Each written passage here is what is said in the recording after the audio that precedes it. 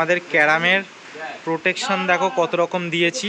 এখানে নিম গাছটা এমন ভাবে পড়লো, দেখো টালিগুলো সব কটা এখান দিয়ে ভেঙে পুরো পড়লো, টালিগুলো সব রসে গেছে। অনেকদিন বাদে হচ্ছে স্টোভে ভাত রান্না। এখান দিয়ে যে যাবো, যাওয়ার জায়গায় নেই। দেখো দেখো ছোট একটা পুকুর হয়ে গেছে, গঙ্গার ঘাটে যাবো ভাবলাম কিন্তু যাওয়া যাবে না। অনেক কষ্ট করে এসছি গঙ্গার ধারে, কিন্তু দাঁড়ানোই যাচ্ছে না। এত ঝড় বৃষ্টির মধ্যেও কে আবার গঙ্গায় স্নান করছে।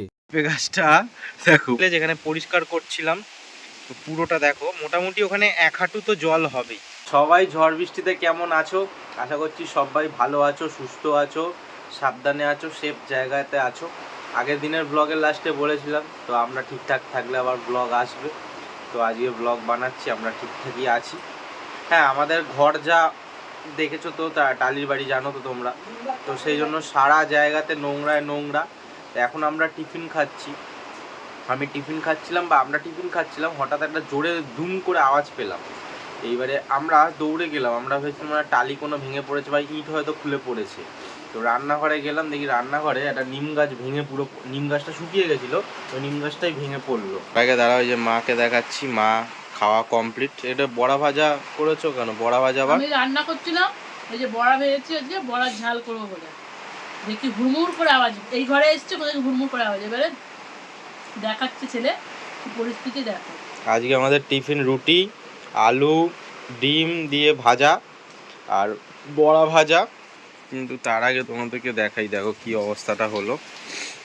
এই যে রান্নাঘরের দেখো, এইখানে নিম গাছটা এমনভাবে পড়লো, এই যে পুরো ডালপালা এই যে সমেত, দেখছো? মানে জানি না বুঝতে পারছো কিনা, কিন্তু দেখো এই দেখো টালিগুলো সব কটা এখান দিয়ে ভেঙে পুরো পড়লো। দেখো সব কটা টালি পুরো ভেঙে গেল এখান থেকে, এমনভাবে নিয়ে পড়লো।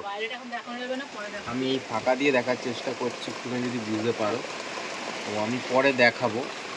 মানে ওই ধারে এক লাইন আছে আর এইখানে এই টালিটাও ভেঙে গেছে, মানে এক লাইন পুরো চলে গেছে। এবার এখানে গ্যাসটা পুরো সরাতে হবে না, তো এই যে রান্না করা যাবে না, এত হাওয়া। মা তরকারি দেখো বসিয়ে দিয়েছিল, বড়াটার মধ্যে দিত, নিয়ে চলে আসলো।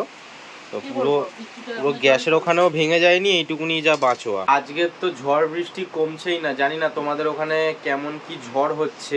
অনেক জায়গায় খবরে দেখছি যে বৃষ্টি হচ্ছে হালকা হালকা, বা হাওয়াটা অতটা দিচ্ছে না। আমি অনেক জায়গায় খবরে দেখলাম, কিন্তু আমাদের এখানে আমি জানলাটা খুলে দেখাচ্ছি, মানে আওয়াজ যাই না পাচ্ছ কিনা, কন্টিনিউ ঝড় হয়ে যাচ্ছে, কিন্তু বৃষ্টি তো মুষলধারে হচ্ছে আর ঝড়ও কন্টিনিউ হয়ে যাচ্ছে, মানে যে ঝড় কমছেই না, এতটা পরিমাণ হাওয়া দিচ্ছে। তো এটা বুঝতে পারছি, হ্যাঁ আমফানের মতনই প্রায় হচ্ছে, কিন্তু একটু তেজটা কম খালি যা। সকালে কটার সময় উঠেছো আজকেও?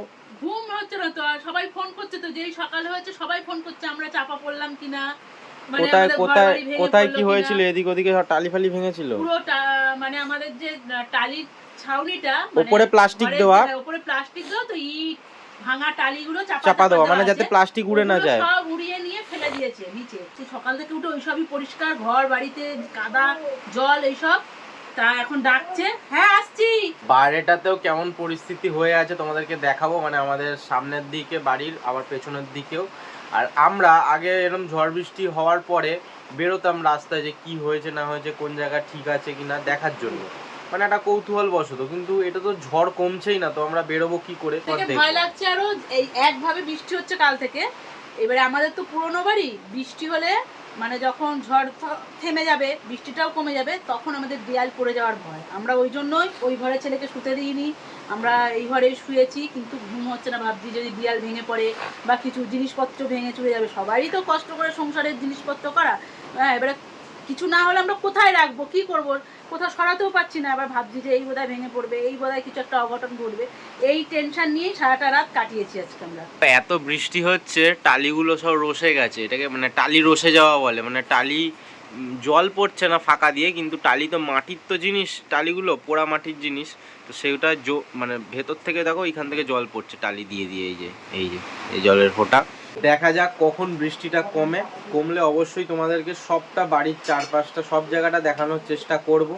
তার আগে কালকে আমাদের ক্যারাম বোর্ডটা কেমনভাবে ঢাকা দিয়েছি সেই ভিডিওটা একটু দেখে নাও, কারণ ক্যারাম বোর্ডটা তো আমাদের খুবই একটা কাছের জিনিস, আমরা অনেক শখ করে ক্যারামটা বানিয়েছি। মুষলধারে বৃষ্টি হচ্ছে আর ঝড় যেহেতু রাত্রিবেলা উঠতে পারে, সেই জন্য আমাদের ক্যারামের প্রোটেকশন দেখো কত রকম দিয়েছি।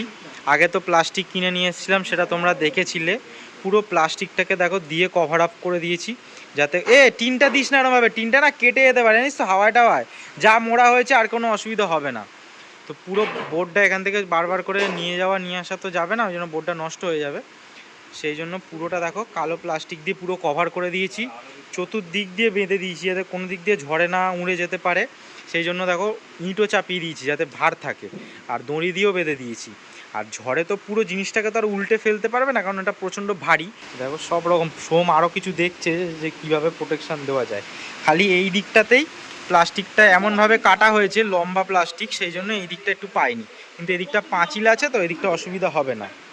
আর এই যে এইটা দেখছো, এটাকে এই যেখানে একটা তার রয়েছে, এই তারের মধ্যে পেঁচিয়ে দেবো, আলোটা খুলে নিয়ে গিয়ে। এই এই এই আটটু টান হ্যাঁ ব্যাস সেরে। কেমন লাগলো আমাদের ক্যারাম চাপা দেওয়া? আমি সোহমকে ফোন করেছিলাম, সোহম বললো হ্যাঁ দেখে এসছে, কোনো অসুবিধা হয়নি। খালি আমাদের যে বাল্বটা জ্বলে, যে ওই যে বাটিটা ছিল সিলভারের, ওই বাটিটা খুলে পড়ে গেছিলো, তো ওটাকে আবার সোহম ঘরে নিয়ে গেছে। তো সোহমের সাথে একটুখানি কথা হলো, আজকে তো ওটাকে খোলা যাবে না, কালকে আবার দেখা যাবে খুলে যে ঠিকঠাক আছে কিনা। এই দিকে দেখো হাওয়া দেখছো কেমন দিচ্ছে। আমি খবর চালাচ্ছি, খবরে দেখছি যে বৃষ্টি হচ্ছে মোটামুটি অনেক জায়গাতেই, কিছু জায়গায় কম বৃষ্টি হচ্ছে, কিছু জায়গায় বৃষ্টি ভালোই হচ্ছে, কিন্তু খুব একটা এরকম যে হাওয়াটা দেখছি না যে কোনো জায়গায় এতটা হাওয়া দিচ্ছে। আমাদের এখানেই কি হাওয়া দিচ্ছে এটা আমি ঠিকঠাক বুঝতে পারছি না। এখন বাজে প্রায় একটা বাজে, এখনও ভাবো এত হাওয়া দিচ্ছে, আর কন্টিনিউ দেখতে পাচ্ছ মুষলধারে কেমন বৃষ্টি হচ্ছে। আমি তোমাদের কাছে একটাই রিকোয়েস্ট করব, খুব দরকার না পড়লে বাড়ির বাইরে একদম বেরিও না, বিশেষ করে যেখানে জল জমে আছে, সেটা অলিগলির রাস্তাও হতে পারে, কিংবা রোডের যে রাস্তায় জল জমে থাকে সেখানে তো একদমই বেরিও না। কারণ দেখো সিএসসির তার কিন্তু ছিঁড়ে অনেক জায়গা থেকেই পড়ে থাকে, তুমি বুঝবে না। পোস্টে একদমই হাত দিও না, এই জিনিসটা খুব বেশি করে বলবো। হ্যাঁ তোমরা জানো এগুলো, অনেকের কাছে মনে হবে এগুলো তো আমি জানি কেন বলছো, তো প্লিজ এরকম করো না, কারণ বিপদ কখন আসে বলা যায় না। রান্না প্রায় কমপ্লিট, এদিকে হচ্ছে ভাত। তো এই জায়গাটা যেহেতু ভেঙে গেছে, গ্যাসে হাওয়াতে হবে না, সেই জন্য স্টোভে বসানো হয়েছে ভাত। অনেক দিন বাদে এই বৃষ্টির সময়তেই, বৃষ্টি বাদল হলে তখনই এরকম স্টোভটা জ্বালানো হয়। এই বৃষ্টি যা মনে হচ্ছে কমবে না আজকে সারাদিনে। চলো একটু বাইরে দেখে আসি যে আবহাওয়াটা কেমন, বাইরের গাছপালা বা কিছু ক্ষয়ক্ষতি হয়েছে নাকি, বা কি পরিবেশ হয়ে রয়েছে। দেখো এখান দিয়ে যে যাওয়ার জায়গায় নেই, দেখো পুরো গাছপালা। দেখো এইখানে দেখো ছোট একটা পুকুর হয়ে গেছে আমার পুকুরের পাশেই, দেখো। আর দেখো এখানে যাবো কি করে, দেখো পুরো অবস্থা দেখো গাছের, তো ভেঙেই গেছে ডালটা। কারা রয়েছে ক্লাবে আছে, অনেকেই আছে দেখছি, দেখো বাপরে বাপ, ওরে বাবা বিশাল হাওয়া। তো গঙ্গার ঘাটে যাবো ভাবলাম, কিন্তু যাওয়া যাবে না, দেখো অবস্থাটা ভীষণ হাওয়া দিচ্ছে। আমি যে গাছগুলো বসিয়েছিলাম তার একটা ব্যারিকেড তো দেখছি ভেঙে গেছে, অল্প অল্প বুঝতে পারছি দূর থেকে, জানি না আজকে দেখতে পারবো না, কালকে গিয়ে দেখবো আর তোমাদেরকেও দেখাবো যে কেমন রয়েছে, নয়তো আবার ঠিকঠাক করতে হবে। অনেক কষ্ট করে এসছি গঙ্গার ধারে, কিন্তু দাঁড়ানোই যাচ্ছে না, এতটা হাওয়া দিচ্ছে, দেখো কি অবস্থা, বাপরে বাপ। কিন্তু গঙ্গার ধারে এসে একটা জিনিসে খুবই অবাক হলাম, দেখো একজন গঙ্গার ঘাটে চান করছে এই ঝড় বৃষ্টির মধ্যে। এই বিপদ কখন বলে আসে বোঝা যায় তো, কেন এইগুলো করে আমি তো বুঝতে পারি না। এখন বাজে প্রায় 3টে, এখনো সেমভাবে বৃষ্টিও হচ্ছে, সেমভাবে ঝড়ও হচ্ছে। যাই হোক কি আর করা যাবে, আমাদের এখন খাওয়ার টাইম। ভাত বেড়ে দিয়েছে মা। আজকের মেনু কি আমাদের? তোর মেনু, বৃষ্টিতে মানুষ মরে যাচ্ছে, মেনু করছে। বৃষ্টিতে লোকে খিচুড়ি খাচ্ছে, আমরা তো খিচুড়ি আর খাচ্ছি না। তাহলে বলতে পারতিস খাই না, না খিচুড়ি ভালো লাগে না। বলো। মাংস, উচ্ছে আলু ভাতে, মাংস আগের দিনের মাংস ছিল, সেটারই তরকারি। আর দেখলে যে টিফিনে বড়া খাচ্ছিলাম, বড়া ভাজা, সেই বড়া ভাজার তরকারি, তাই তো।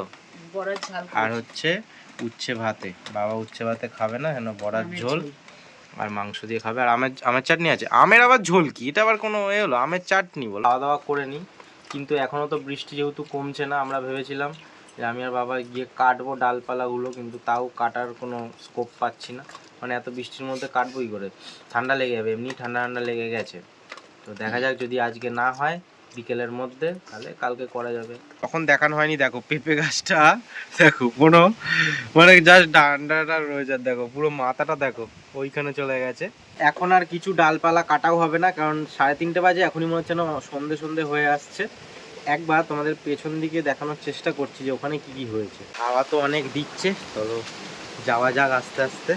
বৃষ্টিটা কম পড়ছে তো ওই জন্য যাওয়াটা যাবে। ওরে বাবা রে, দাঁড়াও আমি নিচে গিয়ে তোমাদের দেখা। প্রথমেই দেখো এখানে লঙ্কা গাছটা পুরো শুয়ে পড়েছে, লঙ্কা গাছটাকে কালকে বাঁধতে হবে। তোমাদের এখানে মিনি পুকুর দেখাবো, মানে মাছ ছেড়ে দিলে মাছ বড় হয়ে যাবে, কিন্তু দেখাচ্ছি চলো। আম গাছটা আমার ঠিকঠাক আছে, এটাই যা বাঁচোয়া, কিন্তু ওরে বাবারে স্লিপ হয়ে রয়েছে। কিন্তু দেখো অনেক আমের সব বোলগুলো ঝরে গেছে, মানে একদম যে নিচের দিকে বোল ছিল, একটা দুটো আম এখানে আটকেছে, মানে ধরেছে। আর দেখো এই যে পুরো এখানে এটা হচ্ছে নিম গাছ আর জঙ্গল উঠেছিল, এইটাই পুরো পড়েছে, পড়ে পুরো ভেঙে গেছে। ওই যে ওখানে পুরো সব টালি ফালি ভেঙে গেছে, কিন্তু যাই কি করা যাবে। এইবার তোমাদের দেখাই মিনি পুকুর। দেখো এই দেখো, এতদিন দেখছিলে যেখানে পরিষ্কার করছিলাম, তো পুরোটা দেখো মোটামুটি ওখানে 1 হাঁটু তো জল হবেই, 1 হাঁটু, 1 হাঁটুর বেশি ছাড়া কম না জল হবে। এদিক থেকে দেখো গঙ্গার ধারের সাইডটা, ওই যে খেজুর গাছটা দেখতে পাচ্ছ কেমন ঢেলে রয়েছে, পুরো পুরো কুয়াশার মতন হয়ে রয়েছে। তখন আরো সুন্দর লাগলো যখন ঝমঝম করে বৃষ্টি হচ্ছিল।